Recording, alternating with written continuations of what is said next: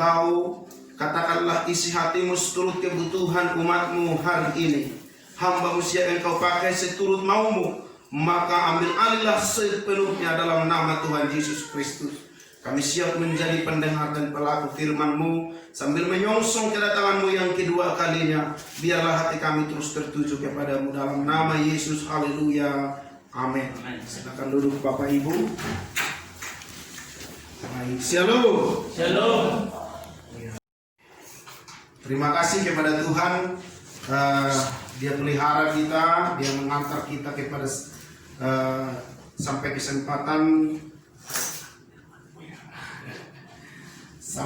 kepada kesempatan ini. Dialah yang memberi kita waktu untuk boleh mengalami Tuhan secara pribadi. Baik, kata orang bijak tak kenal maka tak sayang. Saya sudah kenal baru, saling menyayangi, saling menyapa dan saling menopang satu dengan yang lain. Saya Pendeta Kingson Parhusi, Nenggolan. Parhusi itu bagian dari Nenggolan, Bapak Ibu.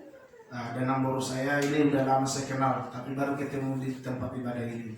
Ya, baik. Tadinya kami masih ragu-ragu untuk boleh ikut bersama dengan Bapak Ibu. Tetapi mungkin inilah yang terbaik dari Tuhan. Ya, karena nanti memang ada pelayanan kami yang harus kami selesaikan setengah 12 nanti Bapak Ibu. Jadi ini udah jam berapa ya? Setengah 11. Baik. Ya. Biasanya kalau di pelayanan kita saya biasa melayani firman Tuhan 45 menit sampai dengan 1 jam lebih boleh. Tapi mungkin saya turut kemurahan Tuhan lah kita boleh makan minum dari firman Tuhan hari ini. Amin. Baik, mari kita saling mendoakan. Istri saya baru naik si tangga. Kalau dengan Ibu Gembala di tempat ini sudah kenal dan saya merasa dekat sama Ibu Gembala. Saya sering diskusi dengan beliau, baik secara langsung datang ke tempat ini dan secara lewat media WhatsApp.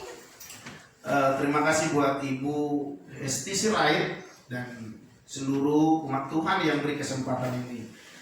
Saya tidak begitu pintar berkhotbah Bapak Ibu seperti yang Bapak Ibu bayangkan. Cuman saya akan mencoba sedikit berbagi firman Tuhan di antara kita pada siang ini. Mari kita buka firman Tuhan di dalam Injil Lukas pasal yang ke-19. Injil Lukas 19 ayat yang ke-9 supaya gampang diingat Bapak Ibu. 19 ayat 9 ya.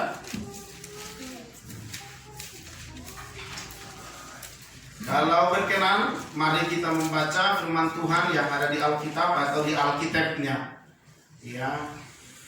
Yang di Alkitab di handphone boleh, tapi sebenarnya dimatikan dulu datanya supaya jangan terganggu nanti Bapak Ibu. Ayat 9. Demikian firman Tuhan kita baca bersama-sama. Ada di slide 2, 3 ya. Kata Yesus kepadanya, hari ini telah terjadi keselamatan kepada rumah ini karena orang ini pun anak Abraham. Puji Tuhan. Ya, so nanti doa haleluya. Udah bahasa batas nih? Boy. Puji Tuhan. Haleluya. Saya selalu tegaskan jangan sungkan bilang haleluya. Ya, haleluya itu adalah perkataan yang berkuasa. Karena ketika kita berkata haleluya, kita mengundang nama Tuhan, yaitu nama Elohim dan Yahweh untuk bersama dengan kita. Bapak Ibu kekasih dalam Kristus Yesus, saya selalu tekankan, iblis sendiri pun tidak sanggup berkata haleluya. Dan mendengar kata haleluya itu iblis gemetar dan takut Bapak Ibu. Ya, maka sebaiknya ketika kita kaget entah di mana, jangan dibilang seperti di kampung kami, karena dia kaget tergelincir kakinya dan berpikir, ahane mana, dibilang begitu. Tapi saya ajak Bapak Ibu kalau kaget entah di mana bilang saya haleluya, haleluya. Kita haleluya, mengundang, memanggil, berteriak, berseru, panggil nama Elohim, panggil nama Yahweh, Tuhan kita yang ajaib itu. Amin. Amin. Baik, firman ini barangkali sudah sangat sering dan mungkin sudah menjadi hafalan bagi Bapak Ibu.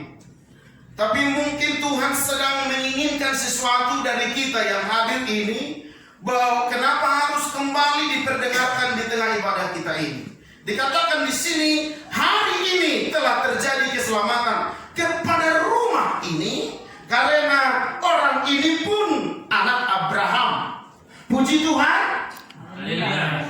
Oke, sudah mulai. Puji Tuhan. Haleluya. Orang ini pun anak Abraham. Saya mau tanya Bapak Ibu, karena dikatakan di sini telah terjadi keselamatan. Siapa yang sudah yakin sudah menerima keselamatan? Yang sudah yakin. Amin. Oke. Dikatakan di sini karena orang ini pun anak Abraham. Bapak Ibu kekasih dalam nama Yesus, saya mau tanya, bolehlah dijawab, nggak apa-apa lah. Kalau sudah anak Abraham, apakah sudah pasti selamat? Dengan iman. Oke, dengan iman. Apakah, karena di sini katakan keselamatan kepada rumah ini dan karena orang ini pun anak Abraham. Saya mau tanya, apakah kalau sudah anak Abraham, apakah sudah pasti selamat? Amin. Amin. Amin. Oke. Bapak Ibu, banyak orang mengaku anak Abraham. Sekali waktu perdebatan antara Yesus dengan ahli Taurat, karena mereka mengaku kami adalah keturunan Abraham. Wow, ini ditantang Yesus luar biasa, Bapak Ibu. Karena mereka yang mengaku keturunan Abraham hanya menekankan kebiasaan budaya-budaya namanya. Tatanan ibadah yang lama itu yang mereka tekankan. Ketika Yesus muncul sebagai Melkisedek yang baru, imam yang baru itu, Yesus hampir-hampir mematahkan seluruh tatanan ibadah lama yang diselenggarakan oleh seluruh keturunan Abraham ini. Bapak Ibu kekasih, banyak yang menjadi keturunan Abraham. Banyak orang Kristen yang mengaku Kristen. Pertanyaan saya, apakah mereka yang sudah mengaku keturunan Abraham sudah pasti selamat? Kalau saya berkata menurut firman Tuhan, tidak, belum tentu. Bapak Ibu lihat di Lukas 15, ketika terjadi percakapan antara orang kaya dengan Lazarus. Lukas 15 atau Lukas 16? Oke. Lukas 16 kalau tidak salah. 16. Dikatakan di sana mulai dari ayat 19 sampai dengan 31. Tapi saya mau soroti satu ayat bagi kita semuanya. Coba Bapak Ibu perhatikan di ayat 24 saja. Ayat 24 kita lihat Bapak Ibu, ayat 24. Demikian firman-Nya. Sama-sama 2 3 ya. Lalu ia berseru katanya, Bapak Abraham, coba cukup. Bapak Abraham, bapaknya lu si Abraham. Tapi dia dari mana berseru Bapak Ibu? Dari alam maut, dari neraka. Padahal dia anak Abraham, tapi dia ada di neraka. Terlalu banyak orang Kristen nanti di neraka. Terlalu banyak. Karena banyak sekali orang mengaku, aku orang Kristen, aku orang karismatik, aku pengikut Kristus. Tapi seperti orang ini, tempatnya di neraka. Yang saya mau tegaskan, belum tentu orang Kristen yang sudah dibaptis sekalipun, yang sudah melayani sekalipun, yang sudah hamba Tuhan sekalipun, yang sudah pendeta sekalipun, belum tentu mereka tempatnya nanti bersama dengan Abraham. Baik, kembali kita ke Lukas 19 Bapak Ibu. Karena orang ini pun keturunan Abraham. Saya dan saudara pastikan kita adalah keturunan Abraham secara roh. Itu sebabnya kita menerima roh kebenaran dari Tuhan. Kita dimeteraikan oleh rohnya, sehingga kita bisa mengaku ya Abba, ya Bapa. Kita bisa terhubung kepada Abraham sebagai Bapa rohani kita. Kita ini semua keturunan Abraham. Amin. Amin. Puji Tuhan. Haleluya. Kita semua adalah keturunan Abraham. Amin. Amin. Dan keselamatan itu pasti kepada kita. Dan bukan kepada dia sendiri, tetapi kepada rumah ini dia bicarakan. Pantas dikatakan di Kisah Para 1, orang percaya maka seisi rumahnya diselamatkan. Puji Tuhan. Haleluya. Satu orang. Jadi berkat kita sendiri percaya satu orang bisa menyelamatkan seisi rumah, satu keluarga bisa menyelamatkan satu kampung, satu marga. Saya sendiri misalnya marga Parhusit bisa sebenarnya dipakai untuk menyelamatkan seluruh marga Parhusit. Barangkali ada di sini marga Sitanggang, keluarga kami barangkali bisa. Marga Minggulan di apa namanya itu tempat? Iya, bisa menyelamatkan seluruhnya, Bapak Ibu. Ya. Untuk itu Bapak Ibu kekasih dalam Kristus Yesus, saya mau bagikan 3 hal yang perlu kita renungkan dalam pengikutan kita kepada Tuhan di hari-hari yang sulit sekarang ini. Baik, bagaimana supaya keselamatan itu pasti bagi kita? Itu dia. Atau bagaimana kita boleh mengalami Tuhan secara pribadi seperti ini, bahwa Yesus sendiri datang menjumpai dan makan bersekutu dengan dia. Padahal dia ini notabene siapa? Zakheus adalah orang yang disisihkan, adalah orang yang dipandang mata sebelah dari setiap oknum masyarakat di zamannya.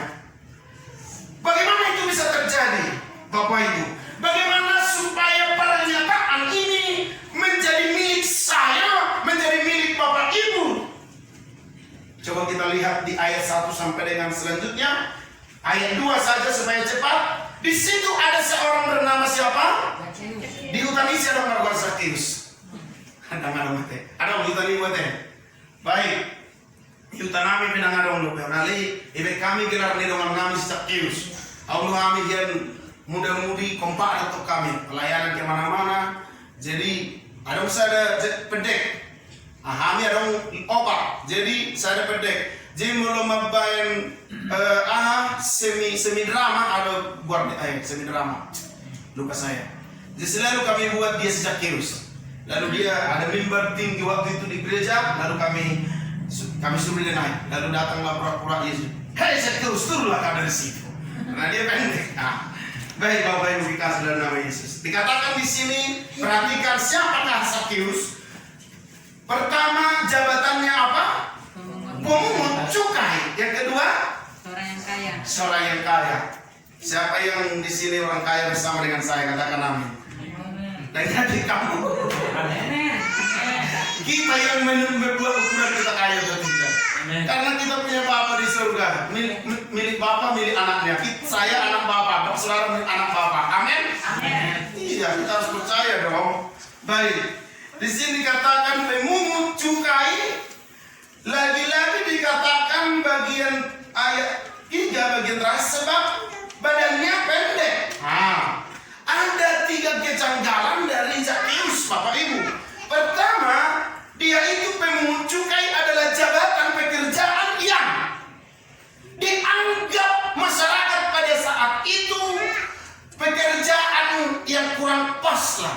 Sebab pemungut cukai itu adalah orang yang bekerja kepada Romawi pada saat itu, tidak memihak kepada orang Yahudi. Sehingga orang masyarakat atau orang Yahudi selalu menandani Boydoi didokon sebagai apa namanya, dan berpihak tuh bangsa memang. Gabe, saya lupa bahasa. Pengkhianat.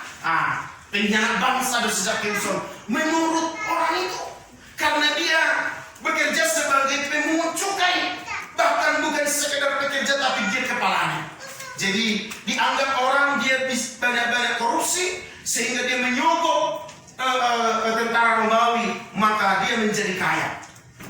Dan pada zaman itu kalau ada orang yang kaya, apalagi kekayaannya melebihi daripada yang biasa-biasa, maka itu dianggap hal yang kurang pas di zamannya. Itu kejanggalan pribadi Zakheus, Bapak Ibu. Tetapi di sini dikatakan ayat yang ketiga, ia berusaha untuk melihat orang apakah Yesus itu, tetapi tidak berhasil karena orang banyak sebab badannya pendek. Maka berlarilah ia mendahului orang banyak itu, lalu memanjat pohon dan seterusnya, Bapak Ibu. Yang saya mau bagikan bagi kita di sini ada perasaan, ada kerinduan dari Zakheus untuk melihat. Kata melihat saya terjemahkan ingin menikmati bersama bersama dengan Yesus, ingin mengalami, ingin bersekutu dengan Yesus. Seberapa besar keinginan Bapak Ibu mengalami Yesus? Katakan amin. Amin. Seberapa besar? Apakah hanya sekedar atas sum-sum kuku saja?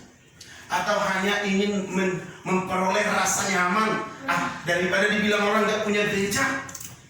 Atau aman teh, waduh amin Tuhan, sawat itu kami, aman, agak lem dope musik gereja dan warna saya dope neta pongkola Tuhan dan diga dope om, asa burusnya jelas samyo. Ada Bapak Ibu mungkin melihat orang banyak di sini katakan terhalang karena orang banyak Bapak Ibu. Dia tidak dapat berhasil karena orang banyak. Pas Bapak Ibu orang banyak pasti berusaha menghalangi Bapak Ibu mengalami Yesus. Yang jelas sih. Aku ya tengah minggu bola ada sebentar salah ngaruh musik, saat itu musik. Terlalu banyak akan kita dengar seperti itu. Saya teringat beberapa tahun yang lalu kami juga membuka pelayanan. Terlalu banyak ocehan. Nanti sebenarnya itu penekanan di ayat yang terakhir. Tapi saya membagikan ayat 4. Berlarilah dia mendahului orang banyak. Puji Tuhan. Amin. Siapa mau mengalami Yesus? Katakan amin. Amin. Pertama, harus berlari. Zaman sekarang nggak bisa lagi santai-santai Bapak Ibu. Berbeda berlari dengan berjalan. Berjalan begitu. Tapi berlari harus 2 kali lipat tenaga kita. Bapak Ibu berlari berbicara harus 2 kali lipat, 2 kali dari normalnya. Jadi mengikut Tuhan hari-hari ini harus memiliki spirit berlari. Amin. Di Matius 5 ayat 41 kalau tidak salah dikatakan, jika seorang mengajak engkau berjalan 1 mil, berjalanlah 2 mil. Artinya lakukan 2 kali lipat. Anak-anak muda belajar 2 kali lipat dari yang lain. Bapak Ibu, siapapun kita yang ada di sini, berdoa 2 kali lipat. Baca firman 2 kali lipat. Jangan merasa cukup hanya ibadah seperti ini. Udah cukup lah firman Tuhan. Makan aja 3 kali sehari. Itu pun belum cukup, beli snack lagi. Makan buah lagi, nggak cukup kita Bapak Ibu. Sudah itu lagi, ada lagi pertanyaan, disiapkan makanan, makan lagi. Padahal udah makan tadi. Artinya harus seperti itulah cara kita untuk mengalami Tuhan. Puji Tuhan. Berlari 2 kali lipat lakukan. Doamu 2 kali lipat. Pengorbananmu harus 2 kali lipat. Jangan hanya melihat orang, udah cukup itu aku sudah memberi. Sebenarnya kalau seperti itu ekspresi kita mengikut Tuhan, saya percaya akan Tuhan buat yang lebih dari apa yang kita pikirkan. Puji Tuhan. Berlarilah Bapak Ibu. Lakukan sesuatu yang walaupun dikatakan orang gila. Nggak gila nama Tuhan ini. Nggak gila nama gereja di sini. Itu teh betul tetap. Ya, nggak gila. Sama-sama kami gereja Pentakosta GPI, kamu GPI. Jadi mulai dari kami di lingkaran itu orang gak serupa main. Ale kamu mulai buat temu gak serupa musik. Kan itu. Jadi nggak ada perbedaan di antara kita. Sama-sama melayani Tuhan. Amin. Amin. Saya juga bersekolah di Betel Bapak Ibu di Jakarta. Ya. Jadi saya nggak membedakan gereja manapun. Saya sering melayani di gereja-gereja kita di Samosir ini. Sudah banyak saya jalan di gereja-gereja hanya untuk memberitakan firman Tuhan.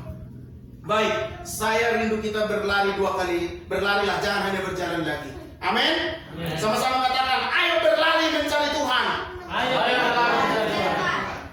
Doanya 2 kali lipat, persembahannya 2 kali lipat. Jangan takut-takutlah. Bila pembangunannya selesai, kalau perlu dijual tanahnya, kasih itu. Selesai pembangunan. Haleluya.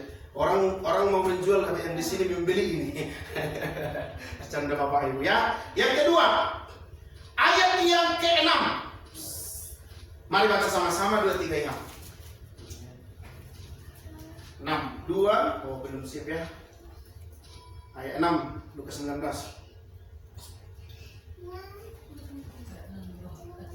Gak apa-apa. Ini yang mana? Yang di bawah. Oh mulai dari sini ya. Oke. Lalu Zakheus segera turun dan menerima Yesus dengan sukacita. Bapak Ibu mau mengalami Tuhan secara pribadi, katakan amin. Amin. Perhatikan kalimat ini. Lalu Zakheus segera turun. Saya terjemahkan turun itu berbicara harus kerendahan hati. apapun jabatannya, apapun levelnya, embel-embelnya, kita harus tanggalkan itu semuanya. Kadang-kadang orang saking tingginya jabatannya nggak mau datang kepada Tuhan. Kadang-kadang saking kayanya seseorang merasa merasa mereka kecil lah gereja itu. Ngapain saya di situ? Saya kan orang kaya, saya orang hebat di sini. Dia tidak mau menurunkan derajatnya di hadapan Tuhan. Coba di ayat 5 sudah dikatakan Sakeus segera turun. Anggap Tuhan yang penting udah kuliah kalau dari sini. Di sini aja saya udah puas. Dia nggak mau turun. Dia nggak mau merendahkan diri.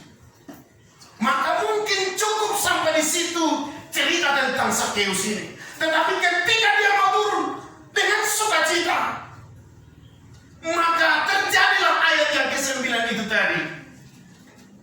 Deklarasi keselamatan telah dikatakan kepada Sakeus dan seluruh keluarganya. Puji Tuhan. Amin. Amin. Amin. Ayat 7 dan 8. Ayat 7. Semua orang yang melihat hal itu bersungguh-sungguh katanya, ia menumpang di rumah orang berdosa, ternyata ada 4 kejanggalannya. Orang lain bilang Sakeus orang berdosa. Kamu mau joinan, ama. Barangkali kamu mau dokus seseorang orang berdosa. Tapi Sakeus dituduh semua masyarakat. Dia menumpang. Sakeus orang berdosa. Anda gila dari Yesus sih. Dia udah saya bagaimana nama berdosa si Sakeus. Roy mana itu jatuh dah. Yang tahu ngajaran sesatun. Orang berkata seperti itu, dia jalan sesat itu nggak benar lagi. Mari kita kembali ke jalan yang semula. Mulai manusia itu ke agama dahulunya. Karena melihat soalnya janggal. Yesus ini nggak jelas, nggak tahu dia bahwa Sakeus orang berdosa. Bapak Ibu, dikatakan ayat 8. Tetapi Sakeus berdiri dan berkata kepada Tuhan, Tuhan, setengah dari milikku akan kuberikan kepada orang miskin, dan sekiranya ada sesuatu yang kuperas dari seorang akan kukembalikan 4 kali lipat. 4 kejanggalannya, tapi dia berbuat 4 kali lipat, Bapak Ibu. Tadi saya mengajak hanya 2 kali lipat berlarinya, tapi dia melakukan 4 kali lipat. Lantaslah ayat 9 dikatakan, hari ini keselamatan milikmu. Amin. Amin. Bagian yang terakhir. Tadi pertama kita harus berlari. Kedua harus mau rendah hati, turun. Jangan pertahankan kebanggaan kita, jabatan apapun. Saya melihat mau nggak pejabat sama serodak yang bergereja. Sombongnya bukan main. Saya berdoa, Tuhan ambil dia jabatannya. Rendahkan serendah-rendahnya. Sekali waktu kami tim doa sedang berdoa supaya anak-anak Tuhan lah yang menduduki jabatan-jabatan itu semuanya. Kita doakan itu. Amin. Harus rendah hati. Ala memang ubudak kepeng nasib perditai. Ala memang umano utibo sekolah nasib hamba Tuhan ini. Sehingga dia pun di gereja memakut pak pendetanya di depan dia duduk angkat kaki gini-gini. Aduh, saya sering. Ada keluarga saya pejabat tinggi sama sering dulunya. Tapi saya melihat nggak pernah dia ke gereja Bapak ini. Ngomong kemana-kemana, tingginya ngomongnya luar biasa di warung sana.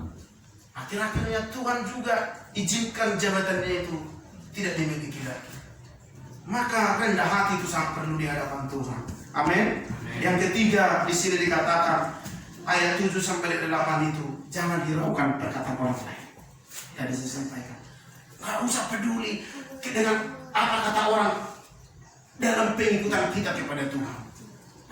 Ada kami marah ada ti, enak. Masa tadi marah yang kita. Buktikan aja kita melakukannya dengan benar.